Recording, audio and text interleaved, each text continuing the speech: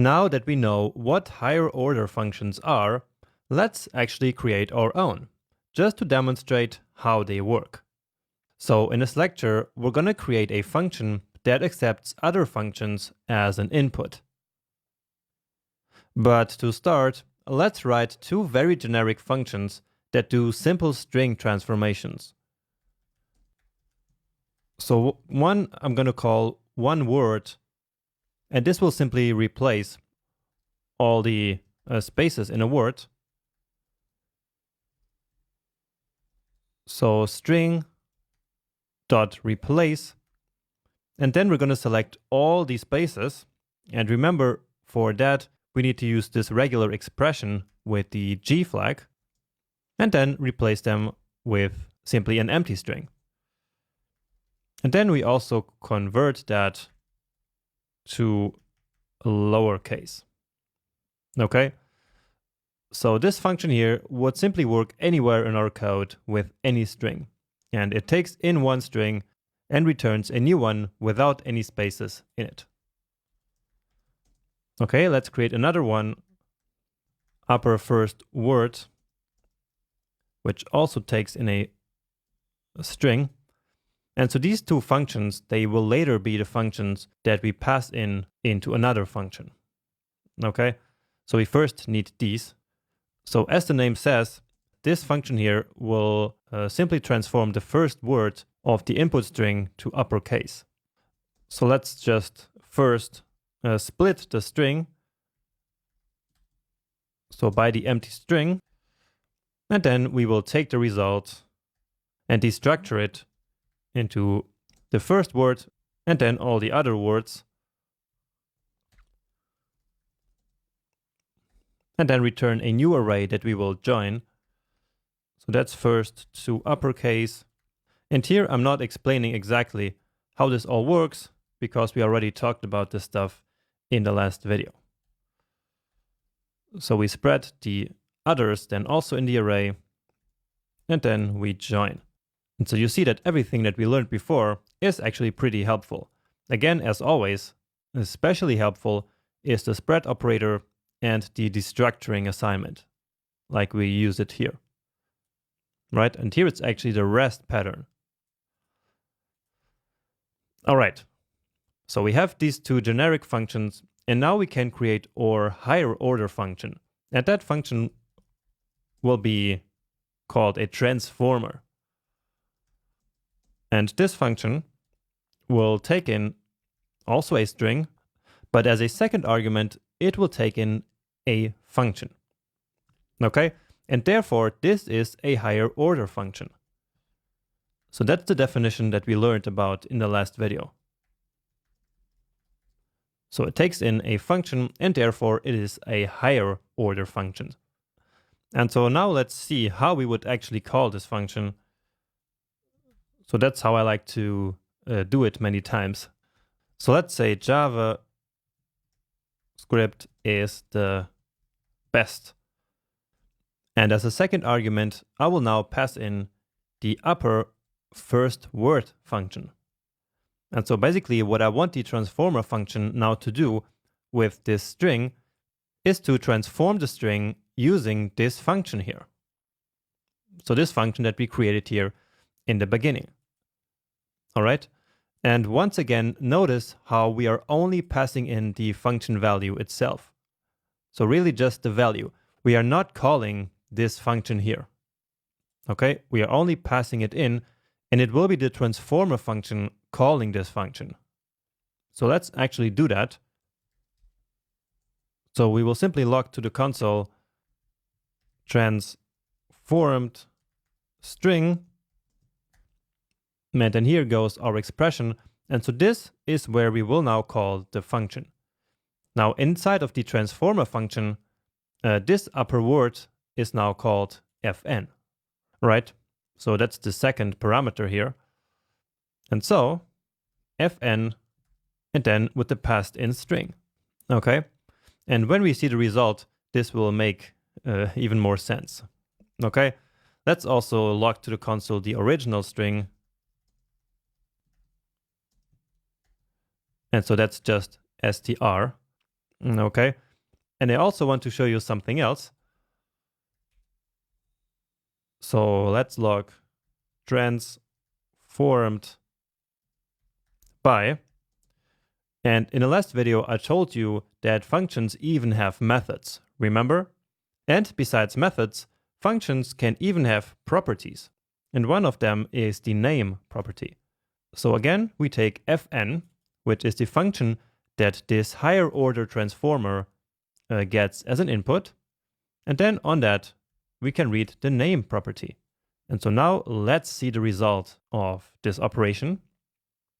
And so let's take a look at our interesting output. So of course the original string looks familiar, but then the transformed string indeed was transformed just as we hoped it would. So the first word is now uppercase. And so that is of course the work of this function here. Finally, we can also see that it was transformed by upper first word. And so that's fn.name. So as the property says, it is really just the name of the function. And so this one here we can actually use on any function that we have in JavaScript. And now let's try the same here with our other function. So one word. And let's see the result. Let's give it some more space here. And so here is the second output. So the transformed string is now this one here, all in one word. And indeed, it was transformed by the one word function. So this one here, right? So let's recap. We're calling the transformer function here. And into that function, we are passing the callback function. And remember that we call these functions that we pass, so this one and this one, the callback functions. And that's because we do not call them ourselves, but instead we call JavaScript to basically tell them later.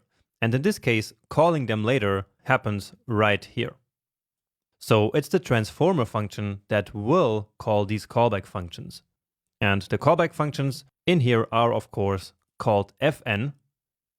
And so that's the name of the function in here that we then have to call. All right.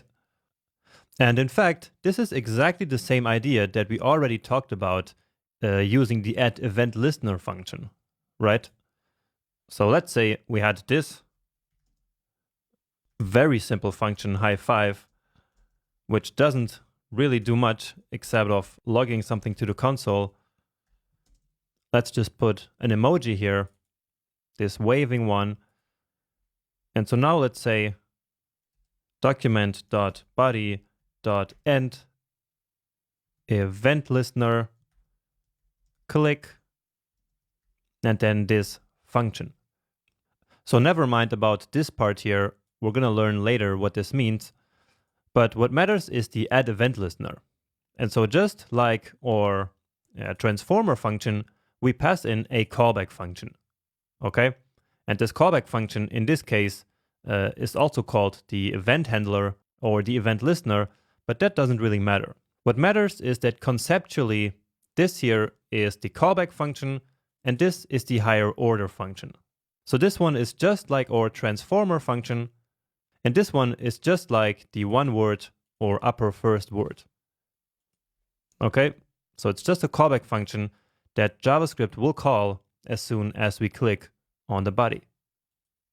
So you see, down there now, they appear. And so only then the callback is really called. And there are many, many other examples in the JavaScript language.